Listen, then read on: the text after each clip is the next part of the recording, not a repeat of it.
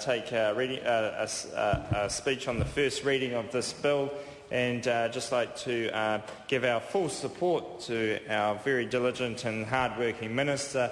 That last speaker did not understand the nature of this legislation. He looked at it from a purely political perspective and didn't look at it from a practical perspective of trying to encourage New Zealanders in the workforce to be able to do their job to their best and to achieve the efficiency and degree of productivity that everybody wishes to see in the workforce. And as chairman of the Great Transport and Industrial Relations Committee, that will take this bill. Outstanding committee, isn't it? Yes, and we look forward to going through the stages of debate in the committee, and I'm sure the Labour members of the committee that are very constructive members who will be speaking later and no doubt in this debate will assist us in that process as we go through the public submissions and looking at the heart of this legislation. Yes, I know we do want to hear from the public, and that is the whole point of the submission process. But I think the public also needs to have a little bit of a reality check about what the previous government did in passing this legislation. And I know that that my colleague across the room actually used this legislation as her defining feature of being in the Labour government for the last 3 years. And this was her legislation that was the thing that she passed, and that was her pride and joy.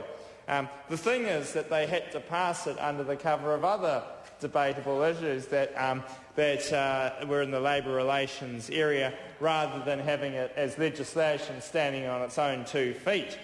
And in doing so, it created an environment where many political parties voted for it in this House.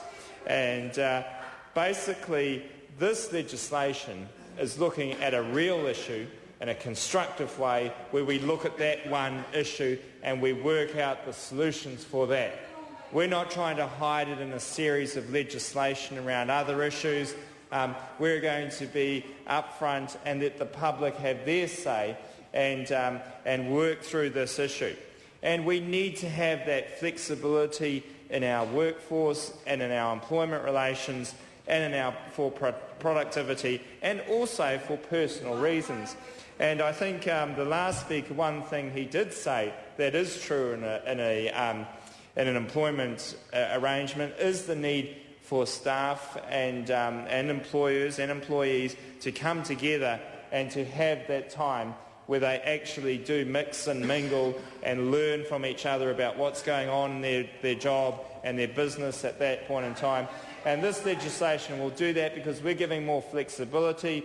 We're not having a rigid approach that could potentially limit the ability of that relationship to develop and occur. So we look forward to this legislation going before the Select Committee.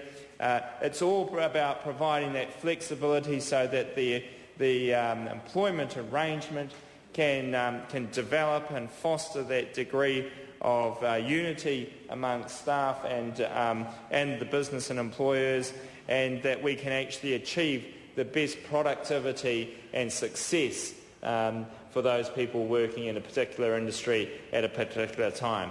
And so we look forward to it coming before the Select Committee, where I'm sure all members will address the questions in a very open and fair manner. Sue Moroney.